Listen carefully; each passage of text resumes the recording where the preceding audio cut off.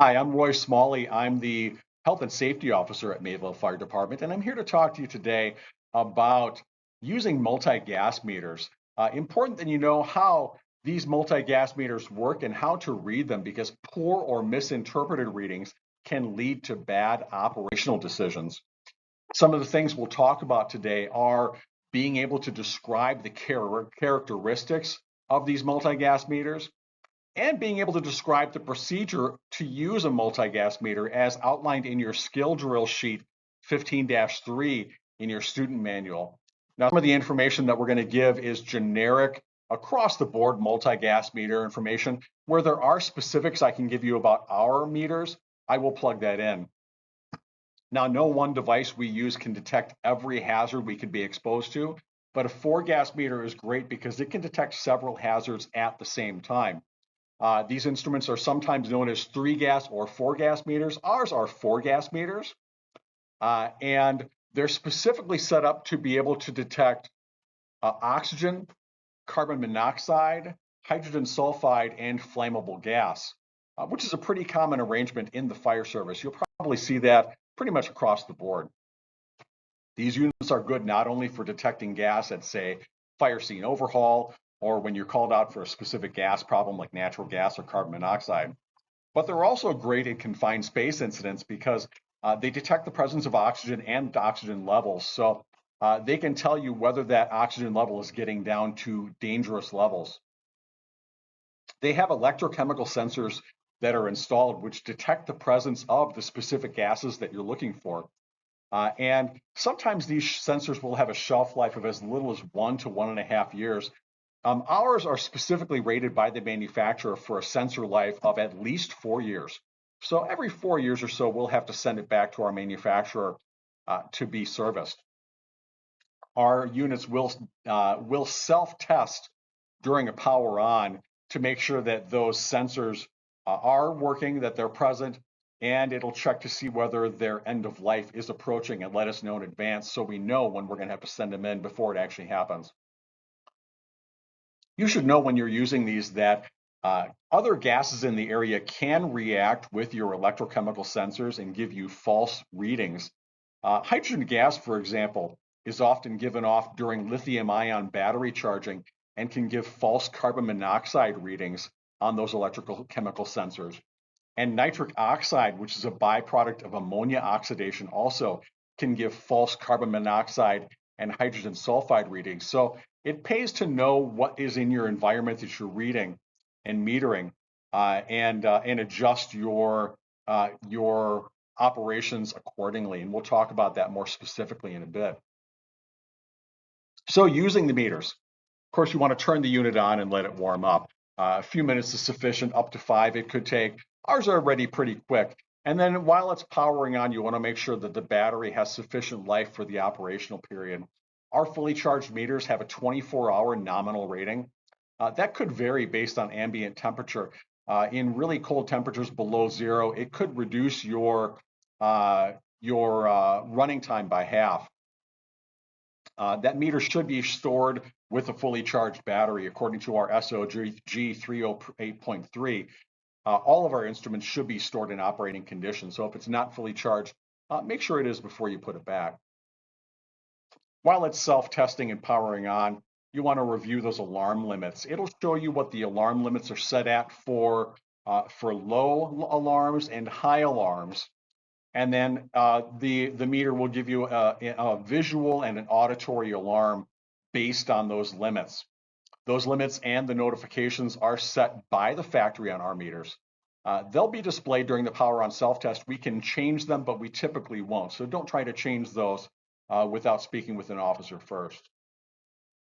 On a meter that has user replaceable sensors, you want to identify all the installed sensors in there and make sure that they're not expired. But as I mentioned, ours will tell you whether they're expired during that self-test so that we can have them replaced if necessary.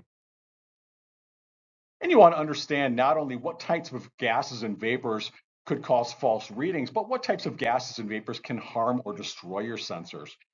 Some types of gases, like corrosives, especially chlorine, can damage the sensors. And if there are things like that in the atmosphere, you want to make sure you have a backup method for detecting what you're looking for, pH paper or other methods that we would use for hazmat. An idling exhaust apparatus, uh, an idling apparatus will actually put out exhaust that clogs, coats, and corrodes our sensors. So you don't want to meter in a apparatus bay with running apparatus.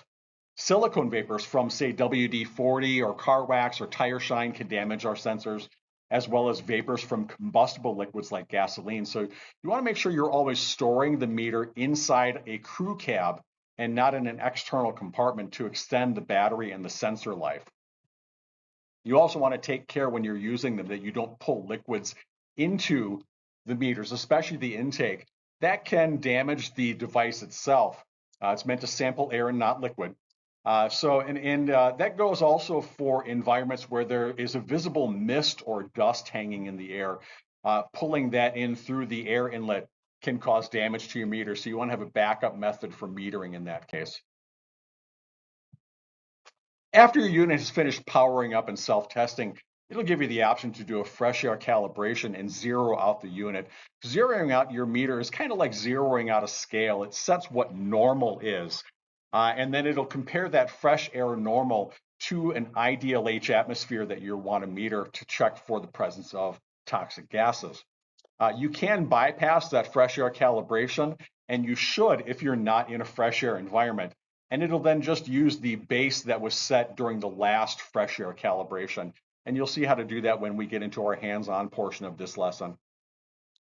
On some meters, you'll want to perform what's called an occlusion test, where you actually cover over the air inlet with your finger to prevent it sucking in air as if it were clogged. It should then give you an alarm to let you know that the meter is clogged.